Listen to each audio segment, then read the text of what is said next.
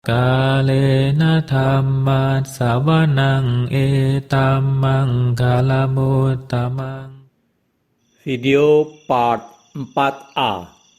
Ajaran Buddha tentang pembebasan di kehidupan ini juga.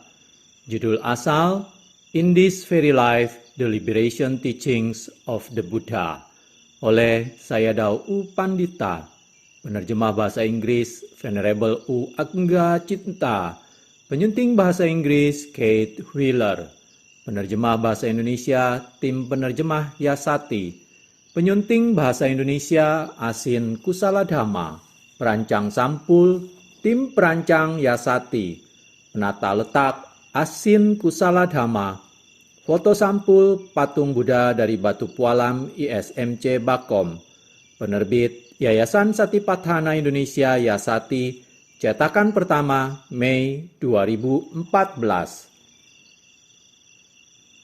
7 faktor pencerahan. Menjadi orang mulia. Seseorang tidak akan mencapai pencerahan hanya dengan memandang langit. Ia tidak akan mencapai pencerahan dengan membaca atau mempelajari kitab suci maupun berpikir atau berharap agar kondisi pencerahan masuk ke dalam pikirannya. Untuk mencapai pencerahan, dibutuhkan kondisi dan persyaratan tertentu. Dalam bahasa Pali disebut bojjhanga, atau faktor-faktor pencerahan yang berjumlah 7. Bojjhanga terdiri dari kata bodhi, berarti pencerahan atau orang yang mencapai pencerahan, dan angga, faktor penyebab. Sehingga bojjhanga adalah faktor penyebab seseorang tercerahkan, atau suatu penyebab untuk mencapai pencerahan.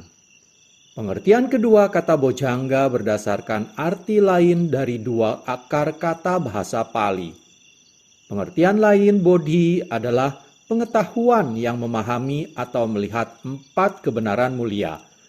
Kebenaran tentang penderitaan atau ketidakmemuaskan universal. Kebenaran bahwa nafsu keserakahan adalah penyebab penderitaan dan ketidakmemuaskan. Kebenaran bahwa ada akhir dari penderitaan ini, serta kebenaran tentang jalan untuk mengakhiri penderitaan, atau jalan mulia berunsur 8. Arti kedua kata angga adalah bagian atau porsi, sehingga pengertian kedua bojjhanga adalah bagian spesifik pengetahuan yang melihat 4 kebenaran mulia. Semua yogi vipassana memahami 4 kebenaran mulia sampai tingkat tertentu. Tetapi pemahaman yang sebenarnya terhadap mereka membutuhkan saat khusus transformasi kesadaran, yang disebut kesadaran jalan. Inilah salah satu puncak pandangan terang dalam latihan vipassana, termasuk juga pengalaman tentang nibbana. Sekali yogi mengalami hal ini, ia mengetahui 4 kebenaran mulia secara mendalam, sehingga ia dianggap memiliki bojjhanga dalam dirinya. Orang tersebut disebut mulia.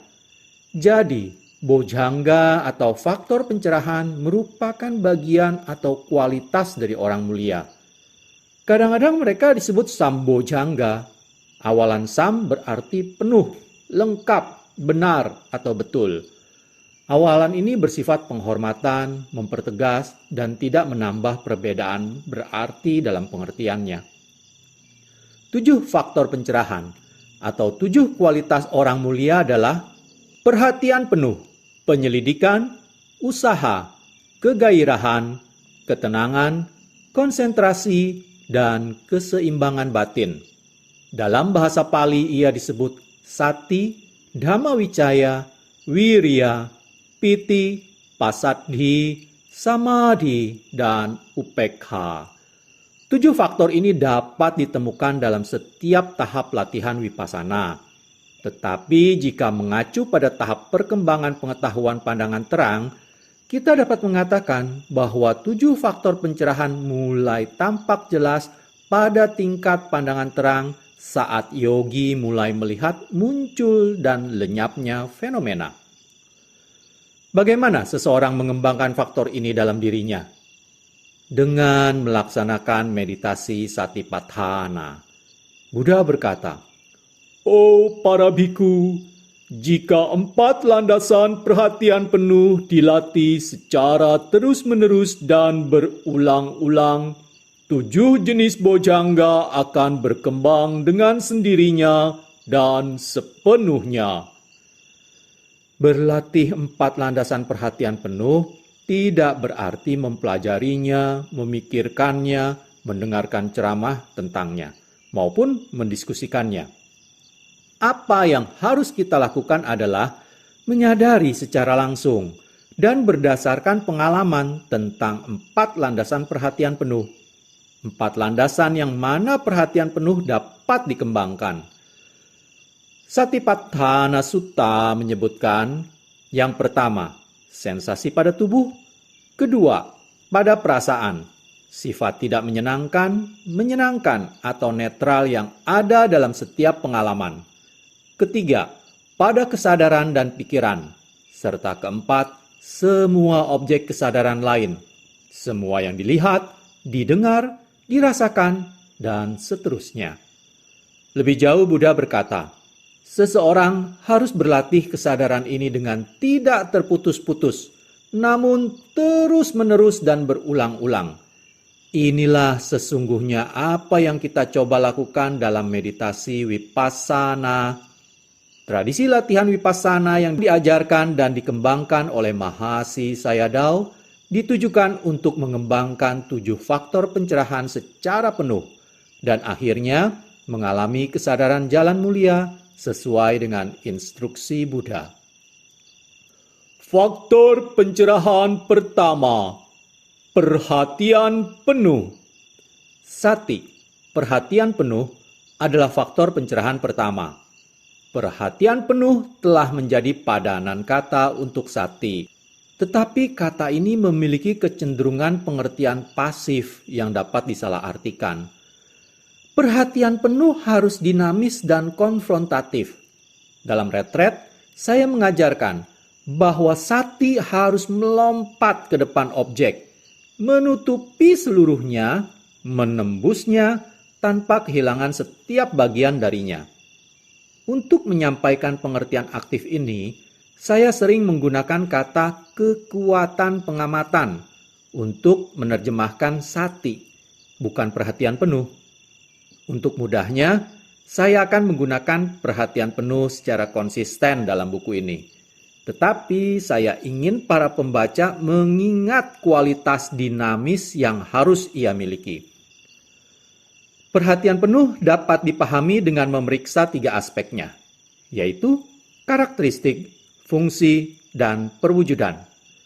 3 aspek ini merupakan pembagian tradisional yang digunakan dalam Abhidhamma, uraian ajaran Buddha tentang kesadaran untuk menggambarkan faktor-faktor mental. Kita akan menggunakannya di sini untuk mempelajari setiap faktor pencerahan. Tidak dangkal. Karakteristik perhatian penuh adalah tidak dangkal. Hal ini menunjukkan bahwa perhatian penuh bersifat menembus dan mendalam. Jika kita melemparkan gabus ke sungai, ia akan timbul tenggelam di permukaan, mengapung ke hilir mengikuti arus sungai. Jika sebaliknya kita melemparkan batu, ia akan segera tenggelam ke dasar sungai. Demikian pula, perhatian penuh memastikan bahwa pikiran akan tenggelam ke dalam objek dan tidak melewatinya secara dangkal. Katakanlah, Anda memperhatikan perut sebagai objek latihan Satipatthana.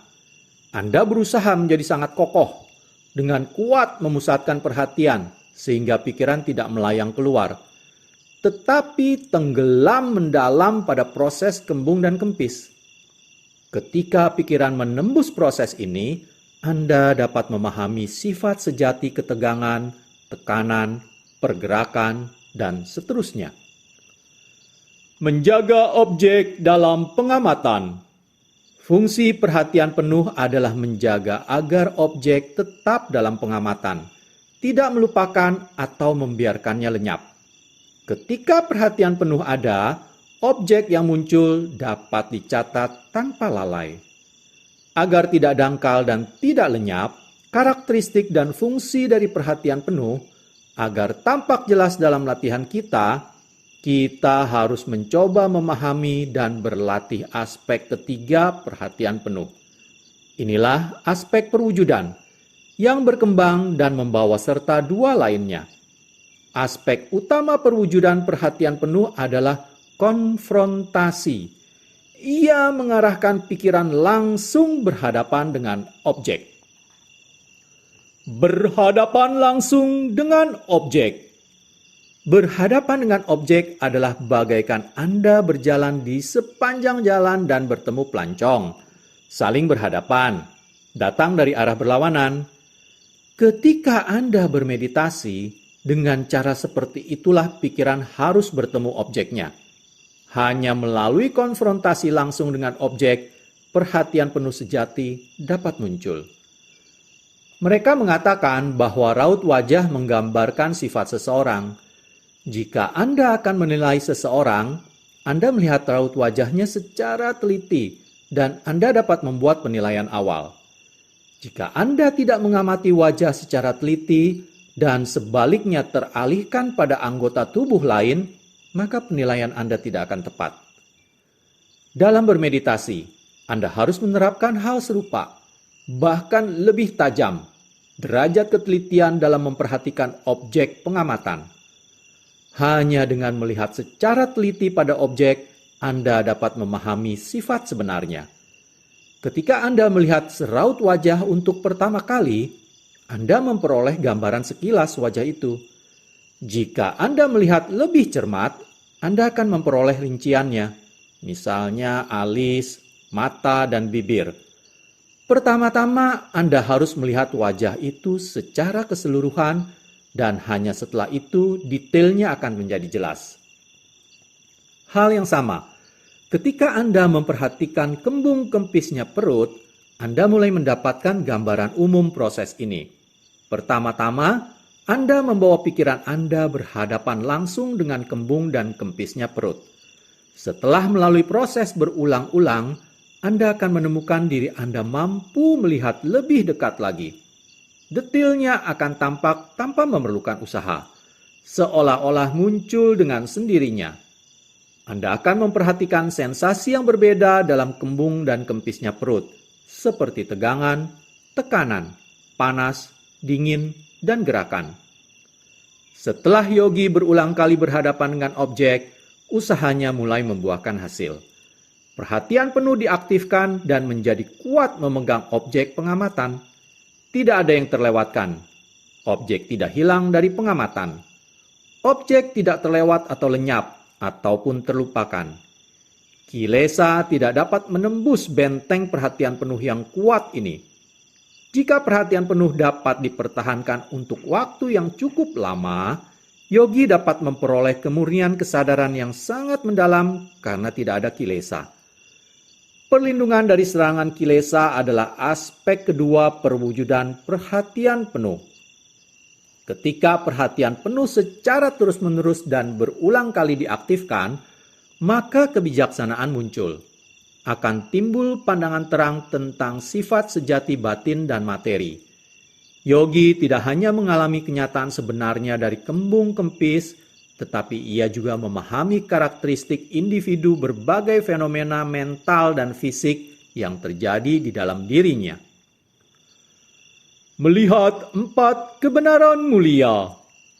Yogi dapat melihat secara langsung bahwa semua fenomena mental dan fisik memiliki karakteristik penderitaan. Ketika hal ini terjadi, kita katakan kebenaran mulia pertama telah dilihat. Ketika kebenaran mulia pertama telah dilihat, 3 yang lainnya juga dilihat. Inilah yang disebutkan dalam kitab suci, dan kita dapat mengamati hal yang sama dari pengalaman sendiri. Karena adanya perhatian penuh pada saat timbulnya fenomena mental dan fisik, nafsu keserakahan tidak akan timbul. Dengan tidak adanya nafsu keserakahan, kebenaran mulia kedua dilihat. Nafsu keserakahan adalah akar penderitaan, dan ketika nafsu keserakahan lenyap, penderitaan juga lenyap. Melihat kebenaran mulia ketiga, yaitu berhentinya penderitaan, terpenuhi ketika ketidaktahuan batin dan kilesa lainnya berkurang dan berhenti. Semua ini terjadi sementara atau dari saat ke saat ketika perhatian penuh dan kebijaksanaan muncul. Melihat kebenaran mulia keempat, mengacu pada pengembangan faktor-faktor jalan mulia berunsur 8. Pengembangan ini terjadi bersamaan dalam setiap saat adanya perhatian penuh. Kita akan membahas lebih rinci jalan mulia berunsur 8 dalam bab berikutnya, kereta menuju Nibbana. Karena itu, dalam satu tingkatan, kita dapat mengatakan bahwa 4 kebenaran mulia dilihat oleh yogi setiap kali ketika perhatian penuh dan kebijaksanaan ada. Ini membawa kita kembali pada kedua definisi bojjhanga di atas. Perhatian penuh adalah bagian kesadaran yang berisi pandangan terang pada sifat sejati realitas, merupakan bagian dari pengetahuan pencerahan. Ia hadir dalam batin seseorang yang mengetahui 4 kebenaran mulia. Jadi, ia disebut faktor pencerahan atau bojjhanga. Perhatian penuh adalah penyebab perhatian penuh. Penyebab utama perhatian penuh tidak lain adalah perhatian penuh itu sendiri. Secara alami, terdapat perbedaan antara perhatian penuh yang lemah, yang merupakan ciri usaha meditasi di saat awal, dan perhatian penuh pada latihan yang lebih tinggi, yang menjadi cukup kuat untuk menyebabkan munculnya pencerahan. Sebenarnya, pengembangan perhatian penuh adalah momentum sederhana. Satu saat perhatian penuh akan menimbulkan perhatian penuh berikutnya. 4 cara lain untuk mengembangkan perhatian penuh. Kitab komentar mengidentifikasi 4 faktor tambahan yang membantu mengembangkan dan memperkuat perhatian penuh sehingga layak mendapat sebutan bojjhanga. 1. Perhatian penuh dan pemahaman yang jelas. Yang pertama adalah sati sampajanya, yang biasanya diterjemahkan sebagai perhatian penuh dan pemahaman yang jelas. Dalam istilah ini, sati adalah perhatian penuh yang aktif selama latihan meditasi duduk formal, mengamati objek utama dan juga yang lainnya. Sampajanya, pemahaman yang jelas, mengacu pada perhatian penuh yang lebih luas. Perhatian penuh saat kita berjalan, merenggang, membungkuk, berputar, melihat pada satu sisi, dan semua aktivitas lain dalam kehidupan sehari-hari. 2. Menjauhi orang yang tidak berperhatian penuh. Menghindari orang yang tidak berperhatian penuh adalah cara kedua mengembangkan perhatian penuh sebagai faktor pencerahan. Jika Anda berusaha selalu berperhatian penuh dan Anda bertemu dengan orang yang tidak berperhatian penuh yang memojokkan Anda dengan berbagai argumen melelahkan, dapat dibayangkan betapa cepatnya perhatian penuh Anda akan lenyap. 3. Memilih teman yang berperhatian penuh. Cara ketiga mengembangkan perhatian penuh adalah berteman dengan orang yang berperhatian penuh. Orang ini dapat menjadi sumber inspirasi kuat. Dengan menghabiskan waktu bersama mereka, dalam lingkungan di mana perhatian penuh dihargai, Anda dapat menumbuhkan dan memperdalam perhatian penuh Anda. 4. Mengarahkan pikiran pada perhatian penuh. Metode keempat adalah mengarahkan pikiran, mengaktifkan perhatian penuh. Ini berarti, secara sadar, meletakkan perhatian penuh pada prioritas utama, memperingatkan pikiran agar selalu kembali dalam segala situasi. Pendekatan ini sangat penting. Ia menciptakan suasana kewaspadaan, tidak pelupa. Anda berusaha sebanyak mungkin tidak melakukan kegiatan yang tidak memperdalam perhatian penuh. Mengenai hal ini, terdapat banyak pilihan, seperti yang mungkin Anda ketahui. Sebagai yogi, hanya satu tugas Anda, yaitu selalu sadar akan apa yang terjadi saat ini. Dalam retret intensif, ini berarti Anda mengesampingkan segala hubungan sosial, menulis, dan membaca, bahkan membaca kitab suci. Anda cermat ketika makan agar tidak kembali pada kebiasaan lama. Anda selalu mempertimbangkan apakah waktu, tempat, jumlah, dan jenis makanan yang Anda makan penting atau tidak. Jika tidak, Anda menghindar untuk mengulangi pola yang tidak perlu tersebut. Faktor pencerahan kedua, penyelidikan. Kita mengatakan bahwa batin ditutupi oleh kegelapan, dan segera setelah pandangan terang atau kebijaksanaan muncul, kita mengatakan bahwa cahaya sudah hadir. Cahaya yang membuka tabir fenomena mental dan fisik, sehingga pikiran dapat melihatnya dengan jelas. Hal ini seperti Anda berada dalam kamar yang gelap dan diberi lampu senter. Anda mulai melihat apa saja yang ada dalam kamar itu. Ini menggambarkan faktor pencerahan kedua, disebut penyelidikan atau Dhamma Wicayo Sambojangga dalam bahasa Pali. Kata penyelidikan mungkin perlu diuraikan lebih lanjut. Dalam meditasi, penyelidikan tidak dilakukan melalui proses berpikir. Akan tetapi ia bersifat intuitif, sejenis pandangan terang yang mampu membedakan berbagai karakteristik fenomena. Wicaya adalah kata yang biasa diterjemahkan sebagai penyelidikan. Ia sama dengan kebijaksanaan atau pandangan terang. Sehingga dalam latihan Vipassana tidak ada apa yang disebut penyelidikan yang tepat tanpa menyingkap apapun. Ketika wicaya ada, penyelidikan dan pandangan terang juga ada. Mereka adalah sama. Apa yang kita selidiki? Apa yang kita lihat? Kita melihat ke dalam Dhamma. Ini adalah kata yang memiliki banyak arti yang dapat dialami secara pribadi. Umumnya, ketika kita berbicara Dhamma, yang kita maksudkan adalah fenomena, batin dan materi. Ini juga berarti hukum yang mengatur jalannya fenomena. Ketika Dhamma dengan huruf kapital, ia mengacu secara khusus pada ajaran Buddha yang telah memahami sifat sejati Dhamma, huruf kecil, dan membantu orang lain untuk mengikuti jalannya. Kitab komentar menjelaskan bahwa dalam konteks penyelidikan kata Dhamma memiliki tambahan, pengertian khusus.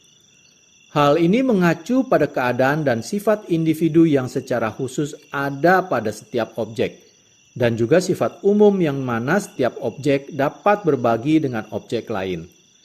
Jadi, sifat khusus dan umum itulah yang harus kita temukan dalam latihan kita. Mengetahui sifat sejati Dhamma. Karakteristik penyelidikan adalah kemampuan untuk mengetahui, melalui ketajaman penyelidikan non-intelektual, sifat sejati Dhamma. Menyingkirkan kegelapan. Fungsi penyelidikan adalah menyingkirkan kegelapan. Ketika Dhamma Wicaya muncul, ia menerangi lingkup kesadaran, menyinari objek pengamatan sehingga pikiran dapat melihat karakteristiknya dan menembus sifat sejatinya. Pada tingkat lebih tinggi, penyelidikan memiliki fungsi menyingkirkan tutup kegelapan secara total yang memungkinkan batin menembus nibbana.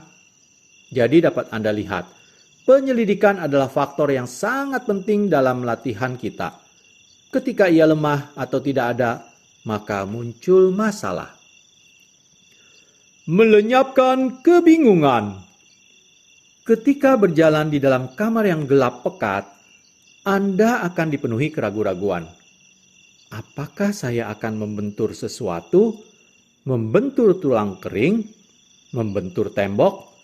Pikiran Anda bingung karena Anda tidak mengetahui benda apa saja yang ada dalam kamar itu atau di mana tempatnya.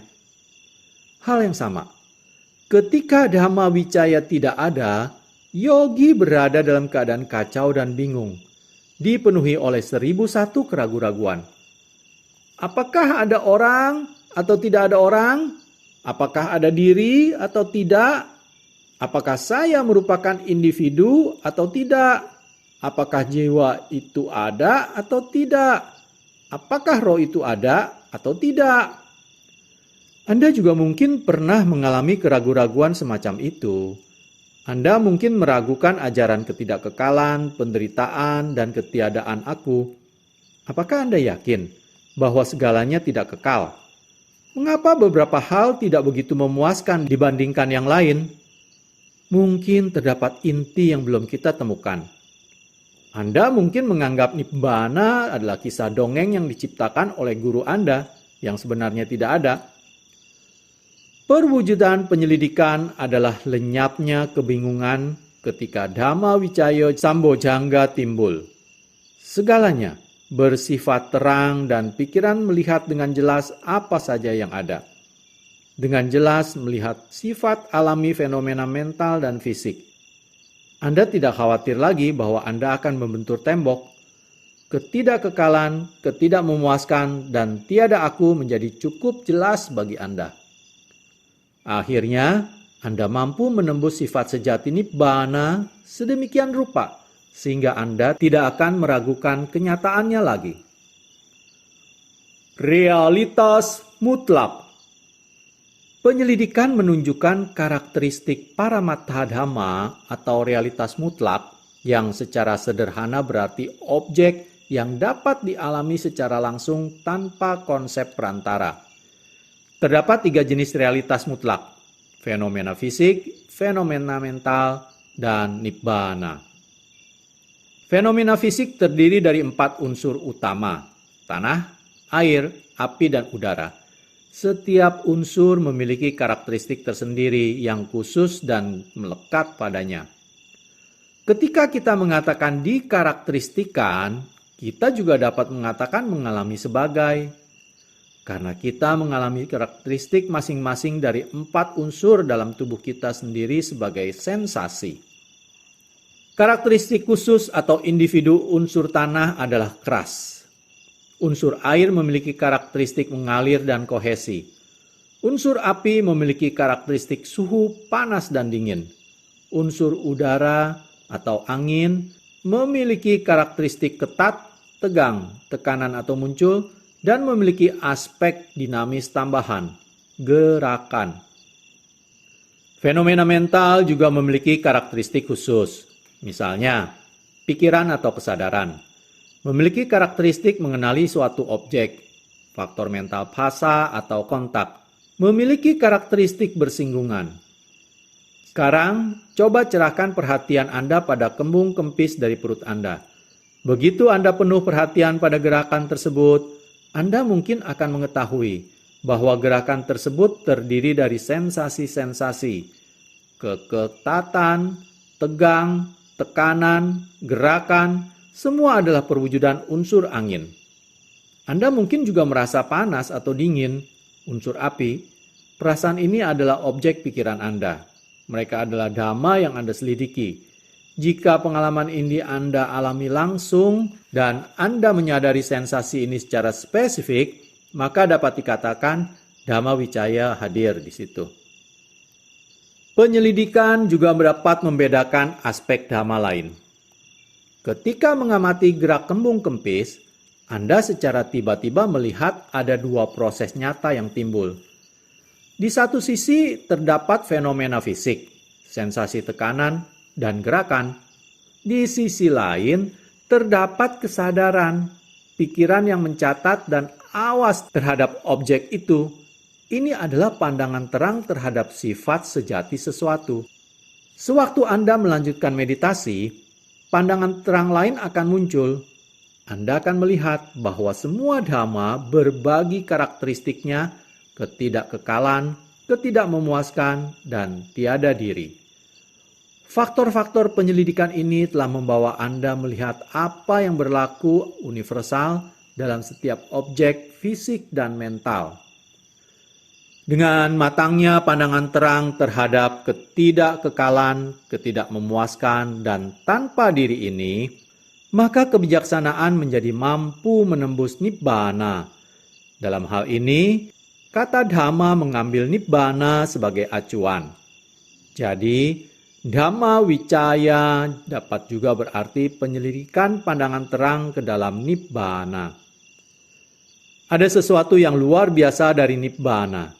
yakni tidak memiliki karakteristik yang sama seperti fenomena yang dapat diamati, tetapi memiliki karakteristik spesifik sendiri, yaitu kekal, abadi, tiada derita, damai, dan bahagia. Seperti objek lain disebut anatta, tanpa diri. Tetapi sifat tanpa diri nibbana berbeda dengan tanpa diri fenomena biasa. Ia tidak berdasar pada penderitaan dan ketidakkekalan. Sebaliknya, nibbana berdasar pada kebahagiaan dan kekekalan. Ketika batin menembus nibbana, perbedaan ini terlihat jelas melalui Dhamma Vicaya, penyelidikan pandangan terang yang cerdas ke dalam Dhamma, yang membawa kita pada tempat ini dan sekarang, memungkinkan kita melihatnya dengan jelas. Pandangan terang spontan merupakan penyebab penyelidikan. Kita mungkin tertarik mengetahui bagaimana membuat faktor penyelidikan ini muncul. Menurut Buddha, hanya ada satu sebab, yaitu harus ada pandangan terang spontan. Persepsi langsung untuk memahami pandangan terang ini, Anda harus mengaktifkan perhatian penuh. Anda harus menyadari secara tajam apa saja yang timbul. Lalu batin akan memperoleh pandangan terang pada sifat sejati fenomena. Pencapaian ini membutuhkan perhatian yang bijak, perhatian yang sesuai. Anda mengarahkan pikiran dengan penuh perhatian pada objek. Lalu Anda akan mengalami pandangan terang pertama atau persepsi langsung. Faktor penyelidikan timbul dan karenanya pandangan terang selanjutnya akan mengikuti secara berurutan, seperti kemajuan seorang anak dari taman kanak-kanak hingga sekolah menengah, serta perguruan tinggi, dan akhirnya lulus. Kalena dhamma savanang etamang kalamutamang